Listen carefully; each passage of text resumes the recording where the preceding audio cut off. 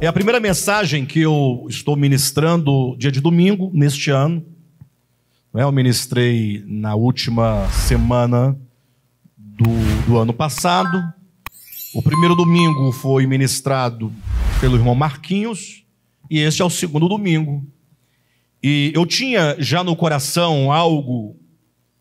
Na verdade, eu tenho algumas mensagens já no meu coração para ministrar aos irmãos, e eu não sabia por qual começar. Isso porque eu entendo que o pregador da palavra de Deus não é aquele que simplesmente quer pregar ou que faz algum esboço para pregar, mas que, sobretudo, é aquele que, tendo sido chamado para ser um porta-voz do Senhor para o seu tempo, ele está em contínua comunhão com Deus, sensível ao coração de Deus, com vistas a compreender o que o Senhor quer nos falar no atual momento. Ou seja, eu sempre procuro trazer algo para os irmãos que o Senhor coloca no meu coração. Poderíamos abrir qualquer lugar das Escrituras, de Gênesis a Apocalipse, mesmo sem nenhum preparo anterior, e pelo costume, pelo conhecimento, simplesmente sair dissecando o texto, né? Mas eu não entendo que assim acontece ou funciona o ministério profético, o ministério da palavra. Eu entendo que o Senhor, Ele está conduzindo a sua igreja. Assim como Ele guiou o povo de Israel por todo o deserto, por meio da coluna de fogo e da nuvem durante o dia, eu acredito que o Senhor hoje, a nossa coluna de fogo e a nuvem que hoje nos traz refrigério, Ele está a nos conduzir a cada dia, a cada semana, a cada mês e a cada ano. O Senhor está conduzindo o seu povo. Agora, é preciso que nós, em contrapartida, nós enquanto igreja, estejamos, portanto, atentos a esse conduzir do Senhor, a esse guiar do Senhor. Porque muito facilmente nós caímos na rotina de meras reuniões em que nos parece que tudo já está cronometrado, tudo já está tão batido que nós já não damos mais a devida atenção, não é? Seria mais ou menos assim: não é verdade que todos os dias você se alimenta? Você almoça e janta, pelo menos, eu imagino que todos nós aqui almoçamos e jantamos, e a despeito de o alimento que nós recebemos diariamente ser também o alimento cotidiano, não é? Arroz, feijão, sempre tem arroz e feijão, não é? Ainda que seja um pouquinho que eles fazem dieta, mas tem que ter um pouquinho de arroz, né? Mas aí tem uma salada, tem um ovo frito, tem um bife, tem uma carne cozida, tem uma abobrinha batidinha. Vocês gostam de abobrinha batidinha? Né? Tem alguma coisa nesse sentido. E todo dia nós desfrutamos como se fosse a primeira e a única vez que estivéssemos comendo aquele alimento. Porque ele tem não somente os elementos necessários para a nossa subsistência, para a nossa saúde, como também ele traz sempre o seu sabor atual, aquele prazer de comer, aquele prazer de nos alimentar. Assim também nós devemos nos comportar em relação à ministração da palavra. Se por um lado Deus está a nos guiar diariamente, Ele está conduzindo o seu povo, como está em Hebreus, conduzindo muitos filhos à glória, por meio do ministério da palavra, é preciso que nós, em contrapartida, estejamos atentos ao falar de Deus. Cada ministração, você abrir bem os ouvidos, abrir bem o coração, e como quem pergunta, dizendo: Senhor, o que o Senhor quer nos falar? Qual é a tua condução? Qual é o teu ensinamento? Qual é a tua consolação? Qual é a tua correção? Então, que nós tenhamos essa disposição e essa atitude de ouvirmos a palavra de Deus como aqueles que, de fato, não somente necessitam, mas como aqueles que procuram encontrar na palavra o seu alimento diário e também a condução da sua vida espiritual. Amém? Dito isso, acredito que todos agora estão bastante atentos. A mensagem dessa noite traz um tema bastante sugestivo, talvez soe como um certo jargão, não é? Um tanto lugar comum, mas é uma necessidade urgente. Diz assim o nosso tema: nosso maior desafio. Geralmente, essas expressões, né? Elas surgem muito geralmente nessa época do ano. Final de ano, início de novo ano. Aí vem esses jargões, né? Qual é a sua meta? Qual é o nosso maior desafio? Mas não tome por esse lado do jargão, não. Na verdade, eu não preparei essa mensagem e esse tema em função ou em virtude do tempo que estamos vivendo de início de ano. Eu estou trazendo como uma necessidade ministerial. E, portanto, essas palavras que agora nós diremos, elas, embora sejam palavras dirigidas a todos os cristãos que desejam ter uma vida cristã saudável e, consequentemente, ser um vencedor, mas elas são dirigidas com o maior cuidado e foram preparadas para todos os membros do ministério apostólico de Volta à Palavra. Aqueles que não são do De Volta à Palavra poderão também ser edificados, poderão também comer essa palavra e se alimentar. Mas essa palavra é como uma conversa que eu trago entre nós. Eu, pastor Alexandre Rodrigues, e vocês, membros deste ministério do qual todos nós fazemos parte, né? Portanto, eu quero começar trazendo esse tema aos irmãos, como que pedindo para cada um refletir um pouco. Nós, enquanto ministério, nós, enquanto igreja, qual é o nosso maior desafio? Mas não pergunto o maior desafio da igreja do Senhor na terra, ainda que seja a mesma coisa. O que se aplica a uma igreja local se aplica a qualquer outra, né? De qualquer tempo, de qualquer lugar, desde que seja a verdade. Mas eu digo assim, vamos pensar em nós. O De Volta à Palavra faz esse ano de 2022, fará 23 anos. Estamos dentro da casa dos 23 anos. Começamos no mês de dezembro de 1999, as primeiras reuniões do De Volta à Palavra. Já foram, portanto, 22 anos. São 22 anos idos, completos. Os irmãos podem me corrigir se eu estiver equivocado. E estamos na casa do 23º ano. Ou seja, é um tempo já bem suficiente. Já passamos por várias fases. E chegamos agora na atual conjuntura, na atual circunstância, no atual momento de percepção da palavra, de compreensão. Passamos por altos e baixos, por muitas mudanças, por muitas dificuldades. Mas qual é o nosso maior desafio?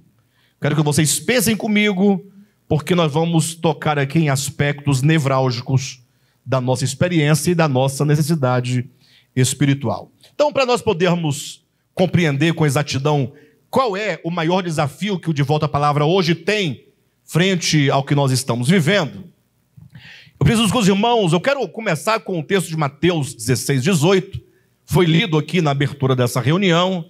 Vou apenas lembrar o texto, os irmãos todos já sabem de cor. São as célebres e memoráveis palavras de Jesus, quando ele disse: também eu te digo que tu és Pedro, Jesus dizendo a Pedro, né? Também eu te digo que tu és Pedro, e sobre esta rocha, a rocha da revelação, que Pedro acabara de receber, a pedra essa rocha que Jesus se refere, é a revelação que Pedro tivera acerca de que Cristo era o Filho do Deus vivo.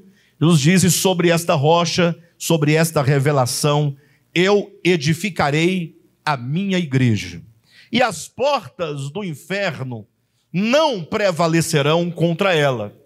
Ora, a primeira impressão que eu tenho diante desse texto, e a primeira manifestação do meu coração é de alegria, né? É gritar um glória a Deus bem alto, bem profundo, bem forte, porque Jesus diz assim: olha, eu edificarei a minha igreja. É uma assertiva, é uma garantia. Ele é o edificador, a igreja é dele, o projeto é dele. E ele diz: olha, eu vou edificar a igreja, no caso a minha igreja. E ele diz: e o inferno não poderá prevalecer contra a minha igreja. E a despeito do significado dessas últimas palavras, o inferno não prevalecerá, ou as portas do inferno não prevalecerão contra a minha igreja, a despeito do sentido que você dê a essas palavras, todos vão concordar comigo que essas palavras do Senhor são palavras de glória, de certeza, de garantia, que produzem em nós uma certa alegria e até uma certa exaltação, né? Imagina só, irmãos, o Senhor Jesus, Ele tem uma igreja. Olha que palavra forte. Vocês não sentiram o impacto aí, não? Jesus tem a igreja dele. Não sentiram nada? Jesus, o Filho de Deus, que se fez carne, que se fez homem, Ele tem a sua igreja. Ele diz: eu edificarei a minha igreja. Agora, essa igreja do Senhor, sinta o impacto, passa por uma longa história de muitos conflitos, de muita dificuldade, de muita tribulação, mas Jesus disse: eu edificarei a minha igreja. Que se levantem os demônios, que se levante a morte, que se levante todo o império das trevas, principados, potestades, dominadores. O fato é que Jesus, o Senhor dos céus e da terra, o que esteve morto e tornou a viver, o primeiro e o último, aquele em quem tudo existe, em quem tudo subsiste, Ele tem a garantia. Ele é o Todo-Poderoso. Ele diz: eu edificarei a minha igreja. Ora, todo crente genuinamente cristão se regozija com essas palavras. Então, a primeira impressão que esse texto me traz, e eu acredito que também a vocês, é essa exultação diante da certeza. Qualquer coisa que acontece, você fala: não, calma, o Senhor está no controle. A igreja é dele. O Senhor vai edificar. Ele disse que iria edificar. E Ele vai edificar. E Ele disse que nem que todo o inferno se levantasse contra tal edificação, ainda assim Ele haveria de levar a cabo a edificação da igreja. Então vocês podem descansar no Senhor. Não é o primeiro sentido que nós temos nesse texto? Ele não traduz essa segurança, essa certeza? Entretanto, agora, por outro lado, nós perguntamos diante desse texto: e nós, enquanto igreja, qual é a nossa parte? Qual é a nossa participação em todo esse processo de edificação da igreja do Senhor? Essa é a questão que eu trago aos irmãos. Ou seja, um dia você ouviu o Evangelho, eu ouvi o Evangelho, o Senhor nos reuniu como igreja, perfeito? Começamos, portanto, uma história, começamos uma trajetória. E aqui eu posso olhar para vários irmãos, e aqui tem irmãos que me conhecem desde sempre neste ministério, tem irmãos que me conheceram 6 meses depois do início do ministério, 1 ano depois, 5 anos, 10 anos, tem irmãos que me conheceram agora, recentemente. Mas pensem comigo neste momento, diante da verdade, da realidade espiritual, de que o Senhor vai edificar a sua igreja. E nós, como igreja, qual é a nossa participação? Nós participamos do processo? É uma pergunta. Nós podemos fazer alguma coisa? Porque Jesus disse que Ele vai edificar. Pronto. Devemos nós ficar agora passivos e aguardando? Não, Jesus vai edificar. Glória a Deus, Ele vai edificar. Né? Mais ou menos a canção que cantamos por último agora, né? Salvo pelo sangue, o sangue fez tudo, o sangue já fez. Tá, mas e agora? E nós? Em que nós participamos? Em que medida nós participamos? Como compreender que a obra de Cristo também nos envolve e nós também somos envolvidos nessa obra de Cristo? Em que medida?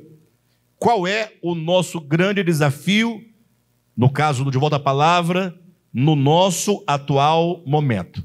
Para os irmãos entenderem o que nós queremos passar por nosso maior desafio, eu preciso que os irmãos compreendam, e aqui eu vou tomar, pelo menos em parte, a estrutura do Novo Testamento, para os irmãos pensarem comigo como que funciona a experiência de uma igreja. Vamos tomar os evangelhos, os 4 evangelhos, e os Atos dos Apóstolos, essas 2 porções do Novo Testamento. O que você encontra nessa sequência? Primeiro os 4 evangelhos, depois Atos dos Apóstolos, e não o contrário. O que nós temos nos 4 evangelhos? Ora, nós temos ali o próprio Cristo encarnado, que trouxe para junto de si os seus apóstolos, seus discípulos, e que passou agora com eles 3 anos e meio falando acerca do Pai, falando acerca do reino de Deus. 3 anos e meio conversando, de diversas maneiras, diversas formas. Lógico que ele fez muito mais do que isso. Ele curou, ele anunciou, ele orou, ele expulsou demônios, mas no trato para com seus discípulos, ele estava como que preparando os seus discípulos. Diz a Escritura que depois da morte e ressurreição de Jesus, Jesus ainda passou 40 dias com os seus apóstolos, falando-lhes acerca do reino de Deus, como que preparando o entendimento dos discípulos. Ou seja, o entendimento da verdade nessa proposta precede a própria prática da verdade. Aí quando você entra para Atos dos Apóstolos, você vê agora uma igreja efetiva, que agora vai viver, vai experimentar agora tudo aquilo que eles ouviram e que eles aprenderam. É como que nós víssemos nos evangelhos o fundamento e víssemos em Atos a construção de um edifício. Vocês podem me entender? Nesse sentido, colocando de outra maneira, nós teríamos nos 4 evangelhos a ortodoxia, o reto ensino, a verdade ensinada, falada, proclamada, e em Atos dos Apóstolos, a ortopraxia, a prática daquilo que foi ensinado. Ou teríamos a verdade anunciada e a verdade experienciada, ou experimentada. Ou, nos termos que eu quero que os irmãos entendam agora, temos o ministério e temos a igreja. Qual a relação do ensino, da ortodoxia para com o ministério, e agora do lado de cá, da prática da palavra, da ortopraxia e igreja? Nós geralmente usamos nome igreja e usamos ministério. Vocês já observaram que não existe uma chamada igreja de volta à palavra? Quem já observou que essa igreja não existe? Uma igreja chamada igreja de volta à palavra. Alguém já viu isso em algum lugar? O que vocês viram? Ministério de volta à palavra. E não igreja de volta à palavra. Isso é um critério que nós temos, lógico, um critério extraído das Escrituras, porque nós entendemos que uma coisa é o ministério, Outra coisa é a igreja. São duas coisas bem distintas. Ainda que uma tenha relação com a outra, mas, de fato, o ministério ele difere da igreja. E falando então do DEVAP, enquanto aquele que está na casa dos 23 anos, eu poderia dizer que Deus usou todos esses anos, 22 anos completos, para produzir o que nós chamamos de ministério. O ministério apostólico, de volta à palavra, hoje é um ministério maduro. Ao passo que não podemos dizer o mesmo de nós enquanto igreja. Já os irmãos vão entender a diferença. Quem acompanhou o DEVAP por todos esses anos todos, ou por uma grande parte dele, poderia resumir a história do DEVAP como sendo 22 anos em que nós começamos lá desde os rudimentos, com erros bastante precários, coisas muito básicas, mas que o Senhor, pouco a pouco, foi nos levando à compreensão, a irmos compreendendo coisas que não poderíamos entender de uma só vez. Ou seja, foram 22 anos de crescimento ministerial. Pastor, o que é então um ministério? Ora, poderíamos dizer que o ministério é a cosmovisão, é aquilo que se tem por entendimento, por compreensão, é aquilo que nos conduz doutrinariamente, é aquilo que nos forma enquanto aqueles que pensam a verdade, que entendem a verdade. O ministério ele é abstrato, o ministério é a ideia. É a ideia. Nesse sentido, diríamos assim, o ministério, de volta à palavra, ele é incorruptível. O que significa isso? Que ninguém pode mostrar uma mancha, uma mácula no ministério, que é a ideia, que é a doutrina, que é o entendimento que nos conduz. Ou seja, pense você, faz diferença você congregar aqui neste ministério ou congregar na IURD? Faz diferença? Onde está a diferença? Lá tem cadeiras, aqui tem cadeiras. Lá tem pessoas, aqui tem pessoas. Lá tem bispos, aqui também tem. Lá tem ofertas, aqui também tem. O que muda então? A cosmovisão, a ideia, o que se chama ministério. Em outras palavras, para ficar bem mais simples para os irmãos, eu não gosto de usar essa palavra, mas vou ter que usar para facilitar.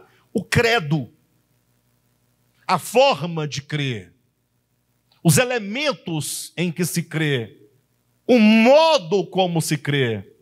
Por que se crê deste modo e não daquele modo? O que vocês entendem por isso e por aquilo outro? Isso é o ministério. Então foram 23 anos em que o ministério, de volta à palavra, esteve em constante e patente evolução. Mudanças estruturais aconteceram no ministério. O que é mudanças estruturais? Ora, pensávamos de um modo, e hoje não mais pensamos daquele modo. Mas o que aconteceu? Nós descobrimos que nós estávamos equivocados. Pastor, mas vocês erraram? Erramos muito. Como você, em toda a sua existência humana, também errou muito. Porque você foi compreendendo coisas na sua experiência humana que você não compreendia. Agora, o problema de quem não gosta dessa ideia da mudança é que essas pessoas que não gostam de mudança, elas preferem começar errado, continuar errado e terminar errado só para dizer que não muda. A única coisa que não muda é Deus. Ele não muda. Este é eterno. É o que está lá em Hebreus, né? Jesus Cristo é o mesmo ontem, hoje e será eternamente. Então foram 23 anos de estruturação, de construção ministerial. Pastor, mas agora chegamos no topo, não tem mais mudança? Não, não. Nós chegamos numa visão madura da coisa. Mas continuamos sendo moldados e continuamos sendo mudados pelo Senhor. E sempre que o Senhor nos levar a avançar, nós vamos avançar. Mas diríamos que depois de 22 anos de ministério, poderíamos dizer então que nós somos um ministério maduro. Por quê? Já passamos por muitas coisas pelas quais precisávamos passar para compreender as questões referentes à fé, as questões referentes ao Evangelho, as questões referentes a Deus, ao homem, ao seu propósito eterno. Amém? Ou seja, não somos um ministério que nasceu hoje, que não sabe para onde vai, que está engateando, não é? E também não somos nenhum ministério de 500 anos, não é? Mas antes de ter 23 anos em movimento, do que 500 anos completamente fossilizado. Não, são 23 anos bem vividos, em movimento, levando a sair de um degrau e alçar ao outro, avançando, compreendendo, revendo, revisando. E isso nos faz hoje um ministério do ponto de vista intelectual, da compreensão, da cosmovisão, do entendimento, da leitura da Bíblia, da compreensão, da estruturação do pensamento, da teologia, um ministério maduro e equilibrado. E talvez seja aqui o ponto que começa o nosso grande desafio. Por quê? Porque todos os que se aproximam de nós, que gostam de nós e que de alguma maneira se associam a nós, estão mais preocupados e mais atraídos por isso que nós chamamos de ministério, a cosmovisão. Você viu que palavra desses irmãos? Olha que entendimento desses irmãos. Olha o trato que eles têm para com a palavra, o modo como eles leem a Bíblia e a interpretam, como eles compreendem isso. Ou seja, as pessoas se aproximam de nós em profunda admiração por causa dessa cosmovisão, disso que é o ministério. E todos que aqui estão, certamente, sem nenhuma bajulação e nenhuma prepotência, mas um membro do ministério que ama o ministério, ele pode falar, olha, puxa, estou no ministério sadio, glória a Deus. Os irmãos ganham confiança pela direção ministerial.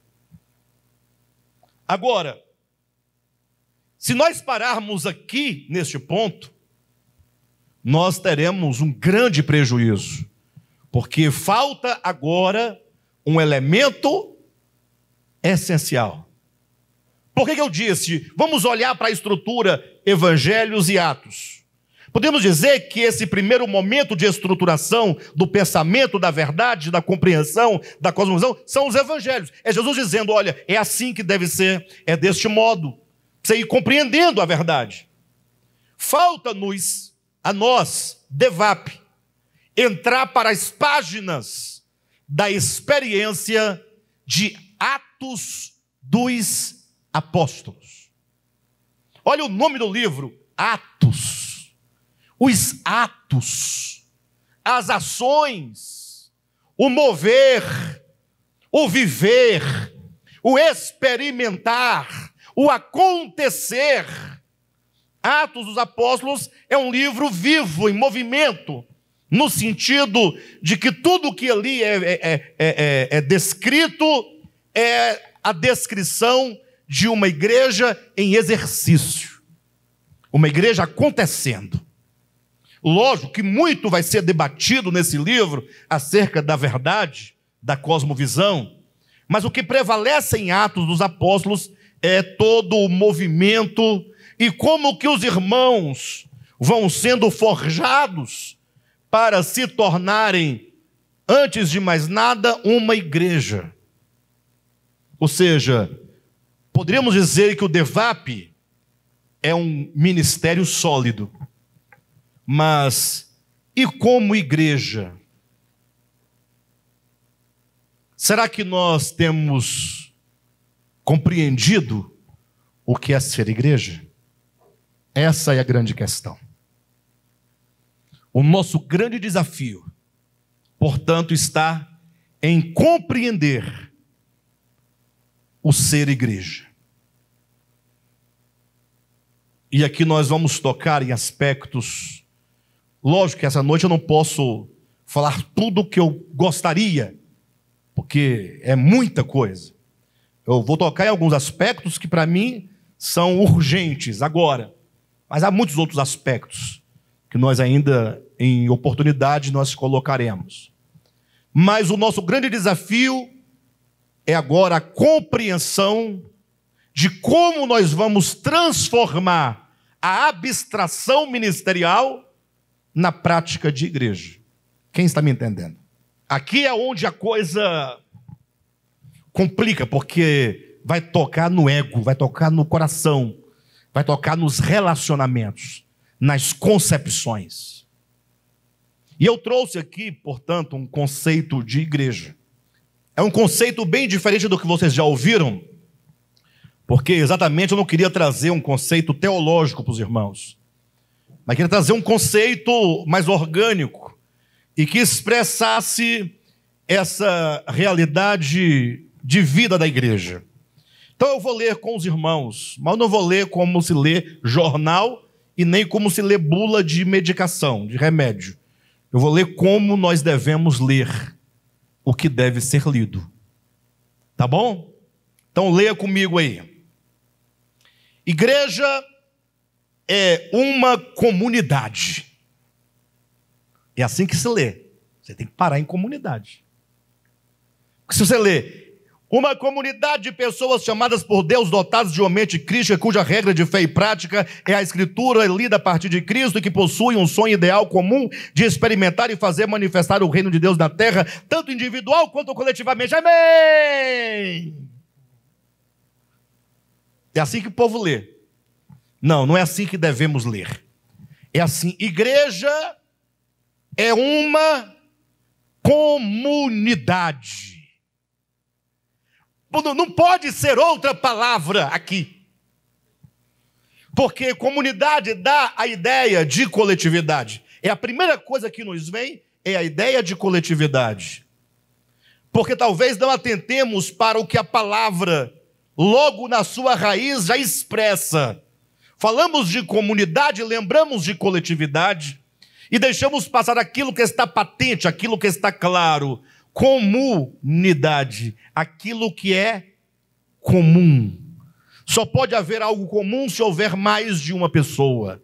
Comunidade traz a ideia de coletivo, mas traz a ideia de igualdade. Aquilo de que todos participam de modo semelhante. O partir do pão é uma ideia. Quando você lê o texto bíblico, e os irmãos sempre leem aqui na hora do partir do pão, e nós já estamos tão cansados de ouvir essas coisas que não damos atenção. Olha só a ideia. Jesus partiu o pão. Partir. Partir é de partir. Não é? Alguém é contra? Partir é de quê? Partir ao meio. Partir em pedaços. Sim ou não? Ou seja, a ideia é que você tem um pão e você então precisa dividir esse pão em partes. Partir. E você parte com qual propósito? Para repartir. Para compartilhar. Aí Jesus agora dá um pedaço de pão para cada um. Um pedaço daquele único pão O texto diz: porque Jesus, tendo partido o pão e tendo dado graças, disse, né? Então, qual é a ideia aqui? É que cada um come de um mesmo pão, cada um tem direito a uma mesma porção. Isso significa, a nossa vida é comum? Nós temos participação comum? Ou será que nós estamos eivados de divisão, de confusão do demônio, de disse-me-disse, de inimizade, de acepção de pessoas? Olha o tanto que o Partido do Pão fala para nós. As pessoas gostam de participar do Partido do Pão enquanto rito, porque acham que quando comer, algo vai acontecer. Não vai acontecer nesse sentido. Bobagem. É só um biscoito. Um biscoitinho. Não é nem esse pão aqui. O que vocês comeram foi um biscoitinho. Creme crack. Não foi? Agora, isso não tem valor. O que tem valor é o que isso quer dizer. Então, quando nós dizemos igreja é uma comunidade, estamos falando do desenvolvimento de um espírito, de uma consciência e de um coração que agora está disposto a olhar para o outro e olhar para os outros e saber que nós temos muitas diferenças e que nós precisamos, pelo Espírito do Evangelho, lutar para que todas as diferenças sejam desfeitas. Eu não estou falando das diferenças, como eu poderia colocar, naturais. Obviamente que, se você colocar a mim, né, vamos colocar aqui eu e o Fábio, né? Lógico que tem diferença. Você é de qual região? É de nascimento. Você é mineiro? É Mato Grosso do Sul. Três Lagoas, me desculpe. Mas eu devia saber, né? Três Lagoas, mas onde eu estava com a cabeça. Então, o Fábio, olhando para ele é um homem alto. Eu sou um homem baixo. Relativamente a ele, eu sou baixo. Ele é branco, eu sou negro. Olhos verdes. Meu olho é cor de burro fugido. Olho que não tem, castanho escuro. Né? Ele tem cabelo, eu sou careca. Ele é magro, eu sou gordo. É a diferença normal. A depender da região de onde você veio. Se você é do sul, se você é do norte, do nordeste, do centro-oeste. Enfim. Quem são seus pais, seus avós. As diferenças são diferenças naturais da sua própria formação, do seu gene, dos seus pais. Agora, o grande problema é que as nossas grandes diferenças são as diferenças que os homens, com o tempo, foram criando para a estratificação das pessoas. Ou seja, as pessoas hoje elas querem saber se aquelas pessoas que fazem parte do meu círculo são pessoas iguais a mim. Como assim? De que natureza? Que tipo de comunidade é essa? Não, aqui nós não podemos ter pessoas pobres. Vocês sabiam que existe o preconceito contra o pobre? Quem sabia? Deixa eu ver aqui. Alguns sabem, né? Preconceito. Lógico que não existe um preconceito verbal, proclamado, assumido, não é? Mas existe o preconceito contra o pobre, a pessoa, o preconceito contra o negro, contra a mulher, não é? O preconceito contra aquele que não é da sua mesma religião, aquele que não tem a mesma concepção política que você. Ou seja, nós estamos cheios, não é, de divisão, de conceitos que nos separam, que nos estratificam. E se você, portanto, sabe que está diante de um desafio, que é o ser igreja, o praticar a igreja, experimentar a igreja, você tem que começar isso se você quiser. Porque se você não quiser, a coisa é muito simples. Você não se envolver com esse povo. Afinal, tem tanta coisa nesse mundo para se fazer, para você estar envolvido com igreja. Tanta coisa que você podia fazer, estudar, ganhar dinheiro, jogar futebol, fazer natação, qualquer coisa você pode fazer, aí você vai se envolver com igreja. Ah, pastor, mas não é bom não? A igreja é bom para para a pessoa que tem a clareza do significado da igreja, que sabe que a igreja não é uma invenção humana. Por que eu estou colocando que o ser igreja é o grande desafio? Por qual motivo? Porque a coisa mais difícil do século 21 é ser igreja. Coisa mais difícil. Porque o mundo propõe tudo para você poder deixar de lado esse ideal divino. Mas nós, por questão de fé, de compreensão das Escrituras, nós vamos dar continuidade a este projeto. A igreja do Senhor Jesus será edificada. E nós participamos. Estamos lendo que igreja é uma comunidade de pessoas. São pessoas comuns, que entendem que a vida é comum, que participa de benefícios espirituais comuns, e que devemos nos esforçar para ter um viver comum. Pessoas chamadas por Deus.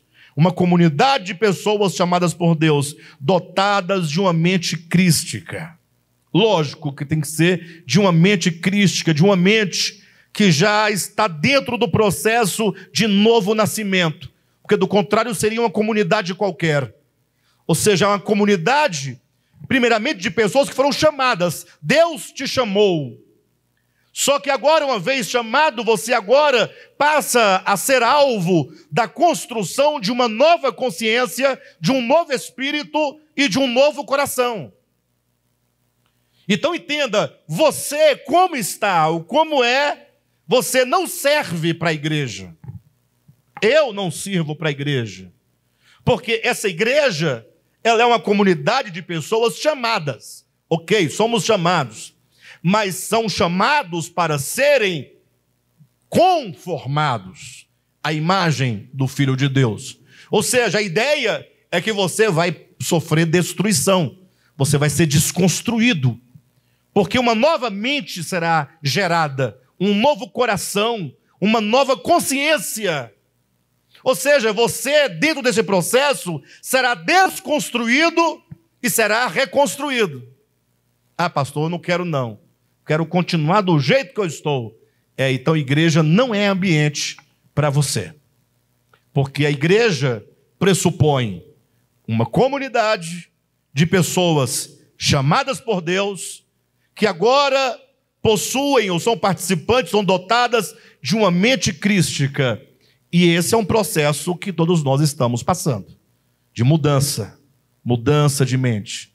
Mudança de coração. Mudança de espírito. Ou seja, estamos, em termos bíblicos, morrendo para o mundo, morrendo para o velho homem, morrendo para Adão e sendo gerado uma nova criatura. Uma comunidade de pessoas chamadas por Deus, dotadas de uma mente crística. Atenção, cuja regra de fé e prática, ou seja, o que nos conduz, qual é o nosso manual? Qual é o nosso paradigma a partir do qual nós nos baseamos? Cuja regra de fé e prática é a Escritura. Não é outra coisa. É a Escritura. Então, estamos falando de igreja. O que é igreja? É uma comunidade. Comunidade diz muito ou não? Uma comunidade de pessoas chamadas por Deus, dotadas ou participantes de uma consciência, de uma mente crística, cuja regra de fé, qual é a sua regra de fé e de prática de vida cristã? É a Escritura. A Escritura é a nossa única regra de fé e de prática. Agora, o texto não para aí. Cuja regra de fé e prática é a Escritura lida a partir de Cristo. É a Escritura lida, entendida, interpretada, tendo Jesus como a nossa chave de interpretação e de compreensão.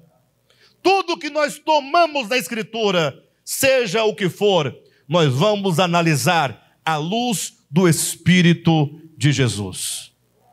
Não bateu com o Espírito de Jesus? É a Escritura, foi experimentado pelo povo no seu tempo, mas essa prática ou esse entendimento que até então se tinha não é o entendimento da igreja de Jesus Cristo. Amém ou não amém? Sim ou não? Entenderam? É uma comunidade de pessoas chamadas por Deus, dotadas de uma mente crística, cuja regra de fé e prática é a Escritura lida a partir de Cristo, a partir do Espírito de Cristo. E pessoas essas que possuem um sonho, um ideal. Aí tem que parar. O que nós queremos? Tudo na vida tem que ter um porquê, tem que ter um objetivo. Sim ou não? O Bilu é contrabaixista, ele é um musicista, né? O Bilu é um musicista, é um músico. Então, o Bilu, estou falando com você, Bilu. Bilu é ele.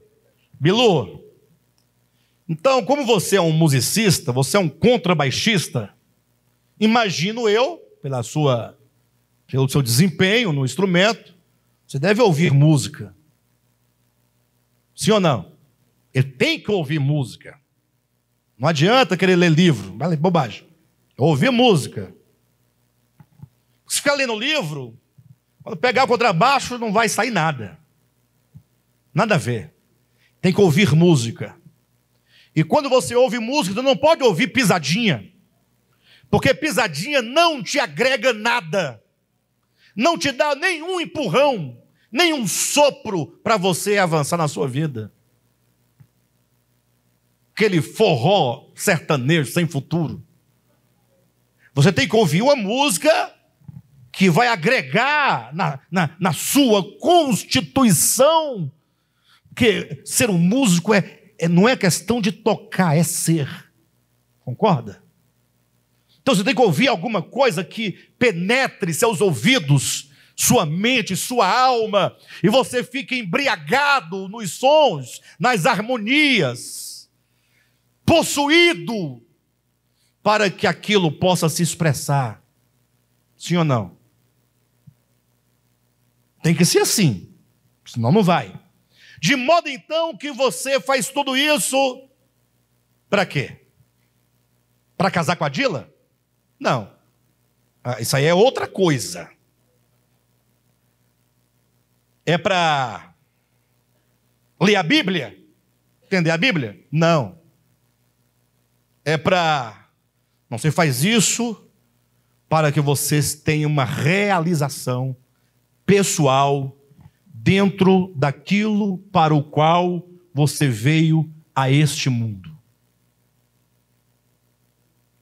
Porque se você toca e fica... eu toco e... Você está perdendo seu tempo. Eu estou falando do contrabaixo, mas serve para qualquer coisa da sua vida, da sua existência. Tudo que você faz, Você tem que ter um propósito, um objetivo. Você tem que colher o fruto. Se você está assim meio lerdo, aí você já entendeu por que você está até agora nessa lerdeza toda, né? Quando a Alice, né, do País das Maravilhas, né? Vocês já devem ter lido, eu imagino. Estava perdida, ela pergunta para o gato, não é? Cara, essa estrada aqui vai para onde? A pergunta dela. O gato olhou e falou, você está indo para onde? Falou, não sei, qualquer lugar. Eu falei, então essa estrada serve para você, porque uma pessoa que vai para qualquer lugar, a estrada leva para qualquer lugar, então está tudo certo. Não sabe para onde vai, não sabe o que quer. Então, preste atenção, nós estamos falando, igreja é uma comunidade de pessoas chamadas por Deus, dotadas de uma mente crística, cuja regra de fé e prática é a Escritura lida a partir de Cristo, e que essas pessoas, elas possuem, elas estão tomadas, absorvidas de um anseio, de um desejo, de algo que as ganhou no primeiro dia da sua conversão.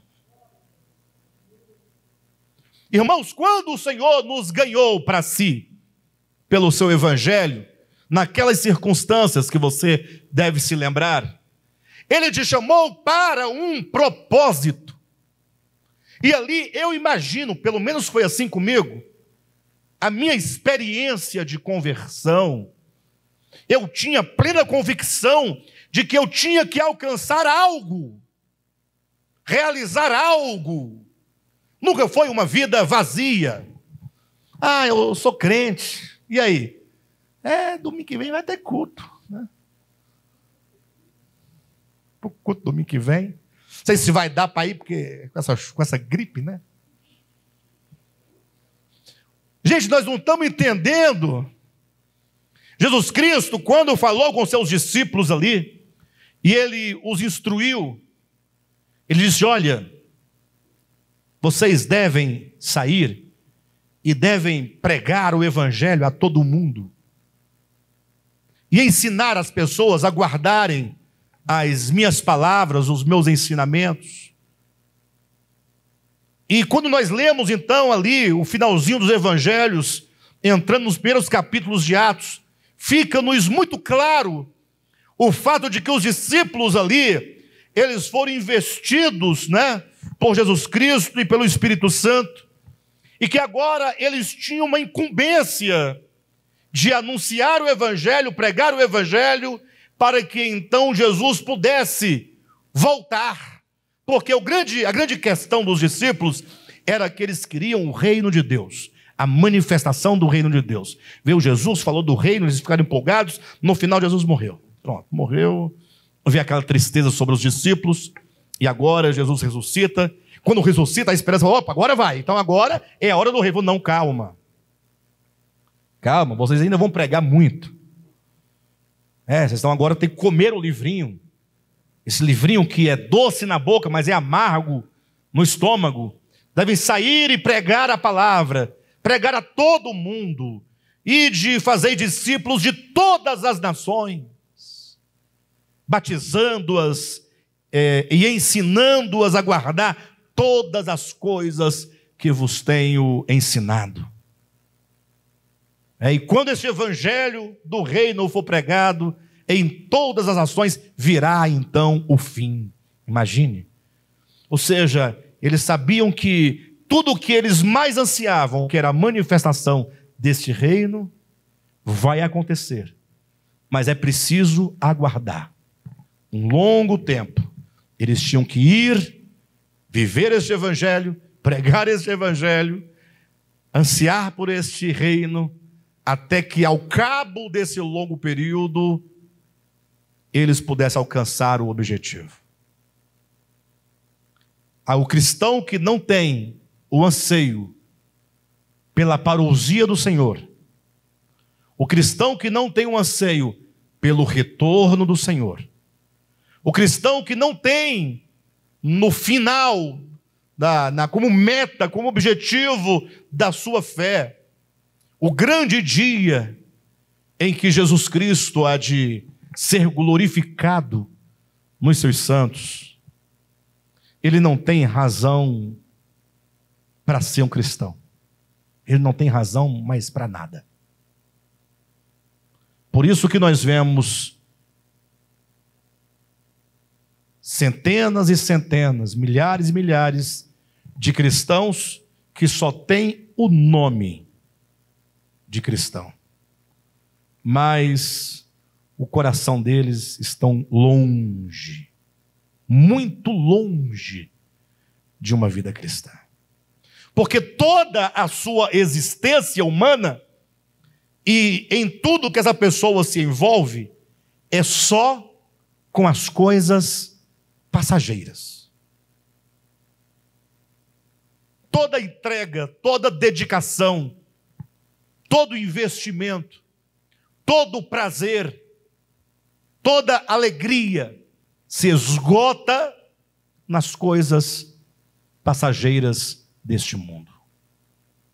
O texto diz: uma comunidade de pessoas chamadas por Deus, dotadas de uma mente crística, cuja regra de fé e prática é a Escritura, lida a partir de Cristo e que possuem, essas pessoas possuem um sonho, um ideal, uma visão, um anseio, possuem um sonho comum, ou seja, o sonho é o mesmo, é o que a Bíblia chama, todos eles são participantes de uma única e mesma esperança, e que possuem um sonho comum, um desejo comum, de experimentar e manifestar o reino de Deus na terra. Quem são esses que constituem a igreja? São aqueles de quem está dito por Jesus, Mateus capítulo 5. São aqueles que têm fome e sede de justiça. Por isso e por essa razão é que buscam em primeiro lugar o reino de Deus e a sua justiça. Cuidado, fome e sede de justiça não é ter desejo de vingança e achar que as coisas têm que acontecer desse jeito para poder resolver isso. Não. Essa justiça de que tal pessoa tem sede e tem fome é da justiça do reino de Deus.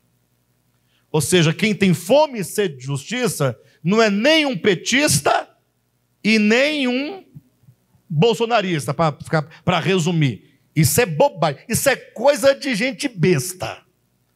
Fome e sede de justiça tem aquele que compreendeu que o mundo jaz no maligno e que somente a segunda vinda do Senhor em glória, manifestado nos seus santos, é que trará luz, paz, justiça para essa terra.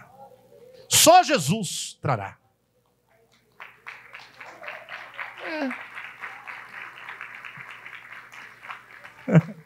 Ai, Jesus, vai para você, palma.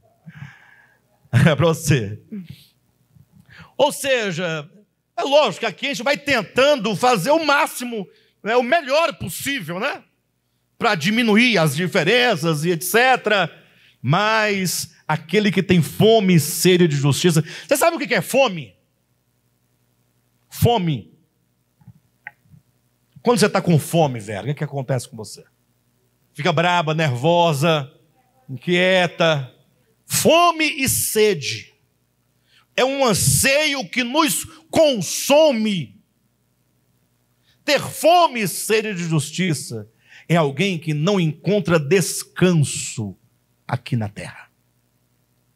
Ou seja, Senhor, enquanto o Senhor não voltar, eu não encontrarei descanso. Não tem como você descansar, se regozijar, folgar diante de um mundo tão injusto, tão perverso e tão mau.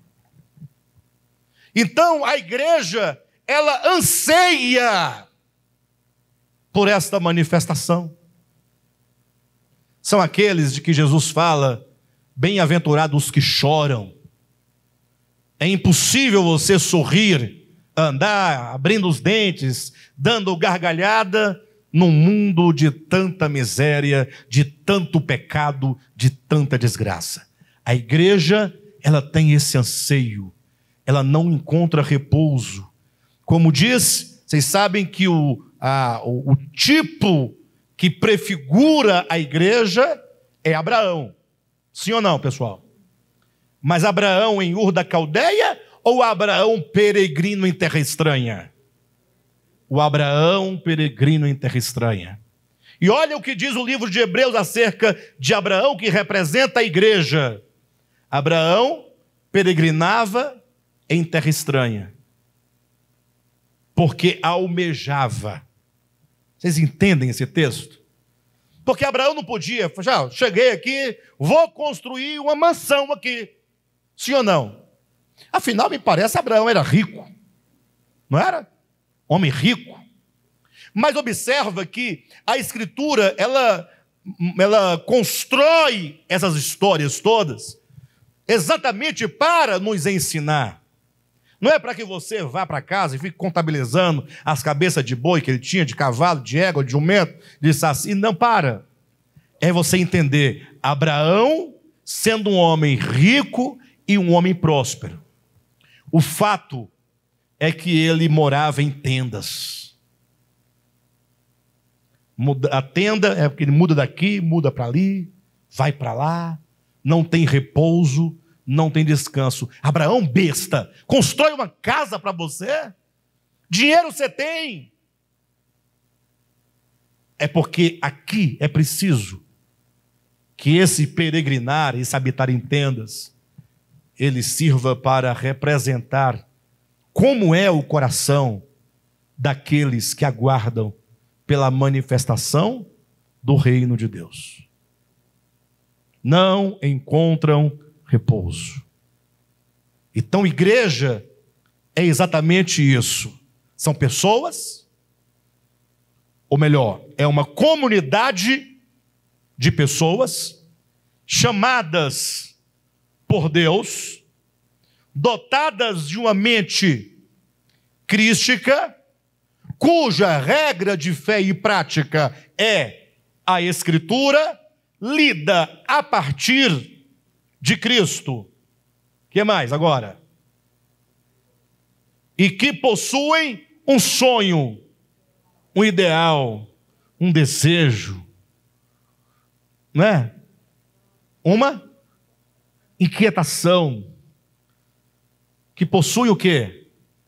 Pode ser uma ansiedade, se essa ansiedade for entendido no sentido positivo da palavra. Um propósito, um objetivo. Mas o objetivo, eu acho que isso enfraquece o sentimento.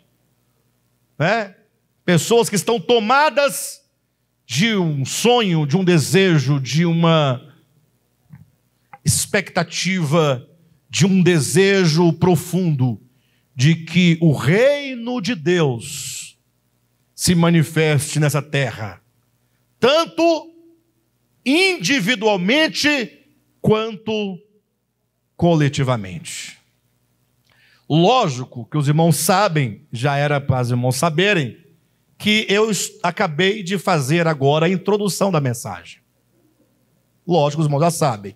E eu não vou avançar porque o tempo só permitiu a introdução. Não é? Ou seja, os irmãos já perceberam que o grande desafio nosso, o maior desafio, é nós recuperarmos a vida da igreja. Poderia dizer diferente, o grande desafio é recuperar a fé, a esperança. O grande desafio é nós passarmos por um profundo reavivamento espiritual. Entenda reavivamento no sentido de que aquilo que outrora era vivo dentro de nós e que foi apagado, e que foi substituído, que foi suplantado por tantas outras coisas, precisa ser reavivado, tornar vivo novamente dentro de nós a vida prática da igreja.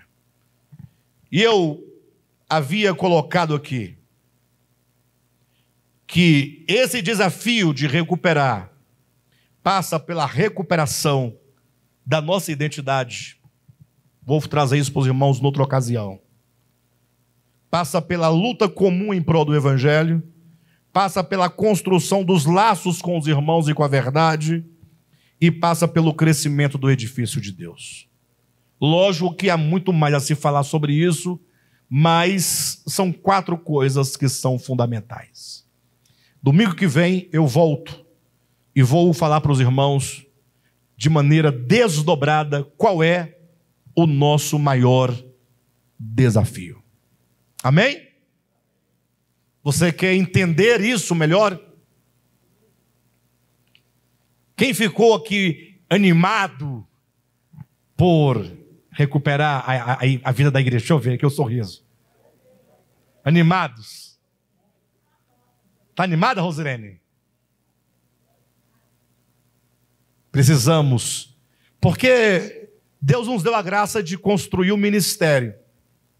Agora nós vamos e precisamos, tá? Glória a Deus. Queridos, não, você não é a igreja. Não. Você não é e não pode ser.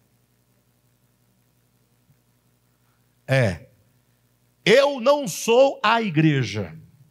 Eu não sou uma igreja. Para os irmãos entenderem melhor, imagine uma abelha. Quem consegue imaginar uma abelha dizendo eu sou a colmeia? Faz sentido? Não, eu sou a colmeia. Um peixe dizendo eu sou o cardume. Um cachorro dizendo eu sou a matilha. Uma formiga dizendo eu sou o formigueiro. Um ornitorrinco dizendo eu sou. Eu sabia que vocês não sabiam todos os coletivos. Ai, ai, ai.